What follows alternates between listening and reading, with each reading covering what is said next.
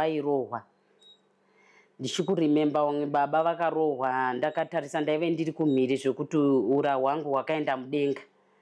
Baba ivo vachirohwa, vakadzi vakanga vane nhumbu dzaibva, vanhu vachirohwa zvekuti zvisina kumira zvakanaka.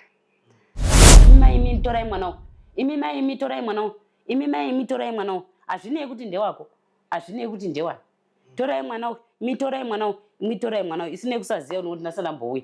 Ndakangotota ndikati handipe uyo mudhafu wacho, handatora ndikati baba mataifamba navo vanga vari varume asi vanga vari rafu. Manyai tichiitwa rafu, manyai hei muri kuita noizi, yewe muchiitiswa. Takamhanya baba, takamhanya. Funga takazosvika ikokoko tichozi chimirai shamu dzichirohwa zvokuti waingodai uchingodai shamu ichirohwa, vanhu vakarohwa zvokuti pachikurememba pakazosvika umwe mukomana akandiudza kuti anondifarira. Ini ndobva ndamuudza kuti handikudi. Ndakazorohwa, ndakarohwa zvekuti handimbofi ndakazvikanganwa. Nanhasi nditori neziso rangu rinotondinesa. Chimbo yenyu nemudonjo wenyu murerutse zvaona zvinoitika mumba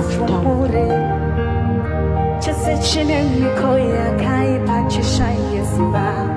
Unongochigurira uchitega ndikurumbidze ndadai so chinorongwa nemadoanizile mimone munondo wacho chimanya zvimwe zvekuti unoti pana baba pasina kumira zvakanaka. Kupenya kwemvura ende mune chando nezuva vamire pamwe chasimudza vamwe mukuru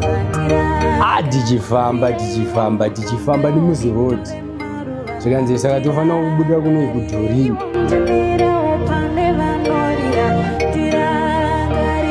Vanhu vangofonerawo vanomboziva here vachiita zvekutransport ndokutotorwa zvinhu ndokutosara paya ndisina kana nefoni.